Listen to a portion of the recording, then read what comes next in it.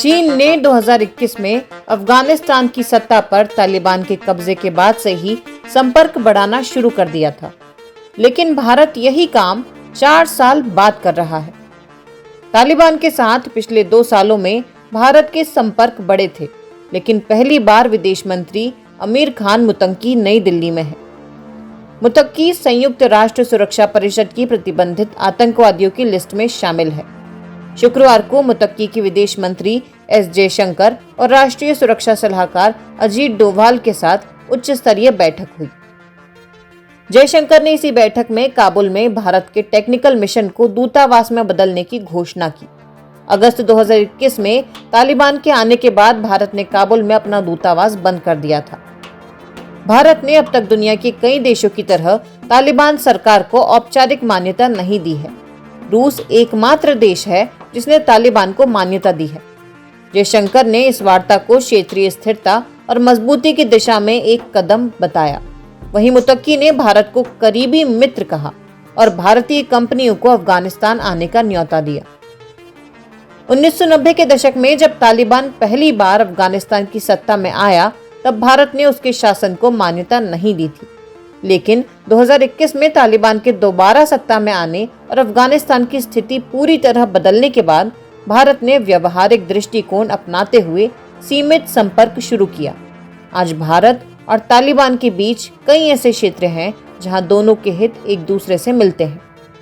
भारत अफगानिस्तान अपने साझा बयान में यह साफ कर चुके हैं कि दोनों का जोर आतंकवाद के विरोध पर है। तालिबान इस्लामिक स्टेट खुरासान को न केवल अफगानिस्तान बल्कि पूरे इलाके की शांति के लिए खतरा बताता है।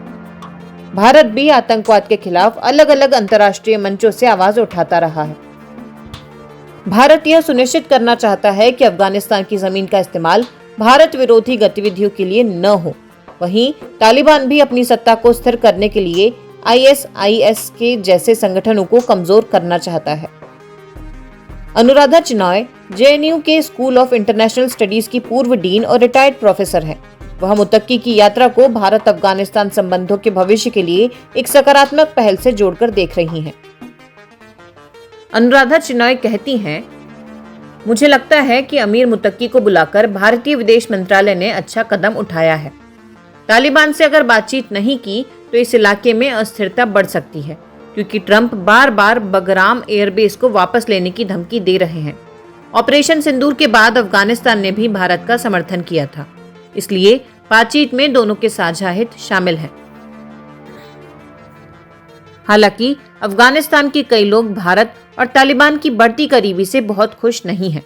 अफगानिस्तान के पत्रकार हबीब खान ने एक्स पर लिखा है, एक अफगान होने के नाते मैं भारत की प्रशंसा करता हूं, क्योंकि भारत ने यहाँ कई काम किए हैं। सलमा बांध, संसद और रोड भारत ने बनवाए हैं। लेकिन भारत तालिबान के साथ जिस तरह से चीजें सामान्य कर रहा है, उसे देखते हुए ठगा हुआ महसूस कर रहा हूँ। तालिबान एक अवैध शासन है जिसने हमारे देश पर कब्जा कर लिया है, इसे रोकना चाहिए। हबीब खान ने एक और पोस्ट में लिखा, भारतीय पाकिस्तान से नफरत करते हैं, लेकिन अफगान कहीं ज्यादा नफरत करते हैं। लेकिन तालिबान को आमंत्रित करना, जो पाकिस्तान के प्रॉक्सी रहे हैं, जिन्होंने आत्मघाती हमलों के जरिए सत्ता पर कब्जा किया और महिलाओं की शिक्षा पर प्रतिबंध लगा दिया है। तालिबान को भारत के दोस्त के रूप में सोचना भ्रम पैदा करता है। यह भारत को इतिहास के गलत मोड़ पर लाता है। अफगानिस्तान में तालिबान के शासन को 4 साल से ज्यादा हो गए हैं, लेकिन वैश्विक स्तर पर अस्थिरता के कारण उसके सामने आर्थिक चुनौतियां बरकरार हैं। भारत ने 2021 से पहले लगभग $3 अरब की सहायता से अफगानिस्तान में बांध, सड़कें, अस्पताल और संसद भवन जैसी परियोजनाएं जमीन पर उतारी थी। तालिबान को इन परियोजनाओं को बनाए रखने और आर्थिक मदद की जरूरत है। भारत के पूर्व राजदूत अनिल त्रिगुणायत का मानना है कि भारत अफगानिस्तान के गहरे सांस्कृतिक संबंध सत्ता परिवर्तन से बहुत अधिक प्रभावित नहीं होते हैं। अनिल त्रिगुणायत NDTV से बातचीत में कहते हैं, भारत के लिए सबसे जरूरी बात यह है कि अफगानिस्तान भारत का ऐतिहासिक और सांस्कृतिक रूप से बहुत करीबी साथी रहा है। यहाँ तक कि तालिबान के लोग भी भारत के प्रति सम्मान रखते हैं। सरकारें भले बदलती रही हों, लेकिन आम लोगों के बीच भारत अफगानिस्तान का जुड़ाव हमेशा मजबूत रहा है और यही भारत की असली ताकत है। त्रिगुणायत का कहना है, भारत की मुख्य चिंता तालिबान नहीं था, बल्कि पाकिस्तान समर्थित आतंकवादी समूह थे जो भारत के खिलाफ काम कर रहे थे। तालिबान सरकार ने भारत को यह स्पष्ट भरोसा दिया है कि उनके यहाँ से भारत विरोधी कोई गतिविधि नहीं होने दी जाएगी। पहले ऐसा नहीं था, लेकिन अब उनका रुख बिल्कुल साफ है। उन्होंने पुलवामा हमले की भी निंदा की थी और भारत के साथ मिलकर आतंकवाद के खिलाफ काम करने की इच्छा जताई है। चीन की बेल्ट एंड रोड इनिशिएटिव परियोजना अफगानिस्तान में पैर पसार रही है। भारत नहीं चाहता कि अफगानिस्तान पूरी तरह चीन या पाकिस्तान के प्रभाव में आ जाए। तालिबान भी नहीं चाहता कि एक ही देश पर उसकी निर्भरता बढ़े, इसलिए वह भारत जैसे वैकल्पिक सहयोगी की तलाश में है। सामरिक मामलों के विशेषज्ञ ब्रह्मा चेलानी ने एक्स पर बताया कि यह यात्रा पाकिस्तान के लिए एक झटका है और यह तालिबान शासन को अप्रत्यक्ष रूप से मान्यता देने की दिशा में एक अहम कदम है। उन्होंने लिखा, यह भारत और तालिबान के संबंधों में एक नए दौर की शुरुआत है, जहां दोनों पक्ष अपने अपने रणनीतिक हितों को आगे बढ़ाने के लिए व्यवहारिक सहयोग पर जोर दे रहे हैं। चेलानी के मुताबिक यह यात्रा अफगानिस्तान की क्षेत्रीय शक्ति संतुलन में संभावित बदलाव का भी संकेत देती है। यह यात्रा उस समय हो रही है जब भारत पाकिस्तान और पाकिस्तान तालिबान सरकार के बीच संबंध लगातार बिगड़ते जा रहे हैं।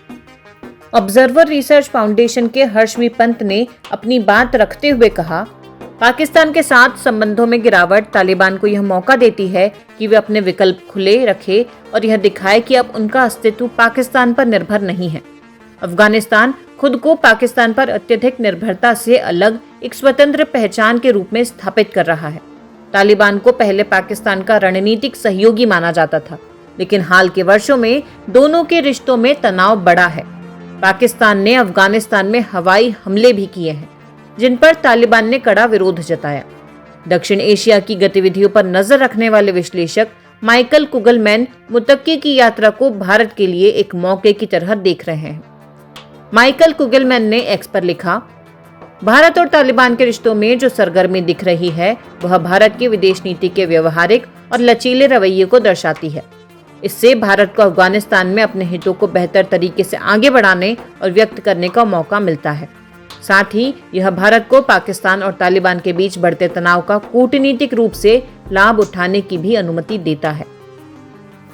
हाल के सालों में भारत ने व्यवहारिक रुख अपनाकर तालिबान शासन से संवाद शुरू किया है, लेकिन इन संबंधों को मजबूत बनाना आसान नहीं है। इसके बीच कई बड़ी चुनौतियां मौजूद हैं, जो राजनीतिक, सुरक्षा, आर्थिक और अंतर्राष्ट्रीय स्तर पर भारत के लिए मुश्किलें खड़ी करती है। भारत ने अब तक तालिबान सरकार को औपचारिक मान्यता नहीं दी है। यह स्थिति कूटनीतिक संतुलन की मांग करती है। भारत संवाद भी जारी रखना चाहता है, लेकिन मान्यता देने से बचता है ताकि अंतर्राष्ट्रीय समुदाय में उसकी छवि प्रभावित न हो।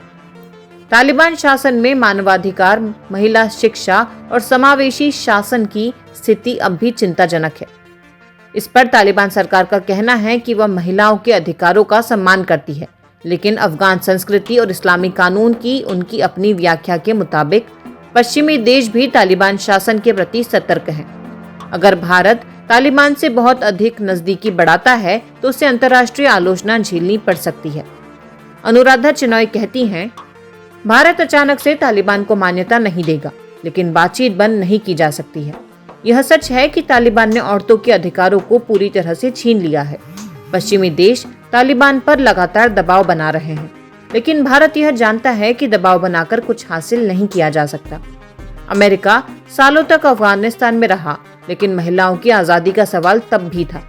यह स्पष्ट है कि बातचीत से ही मुद्दे हल किए जा सकते हैं। द हिंदू अखबार के diplomatic affairs editor Suhasini Haidar ने एक्स पर लिखा, अब बड़ा सवाल ये है, अगर भारत ने काबुल में अपना दूतावास फिर से खोला है तो क्या अब भारत तालिबान की ओर से नियुक्त राजदूत को दिल्ली में बुलाएगा?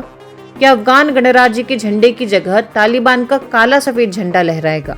क्या दूतावास में तालिबान के अधिकारी काम करेंगे? क्या भारत भी रूस की तरह तालिबान सरकार को मान्यता देगा?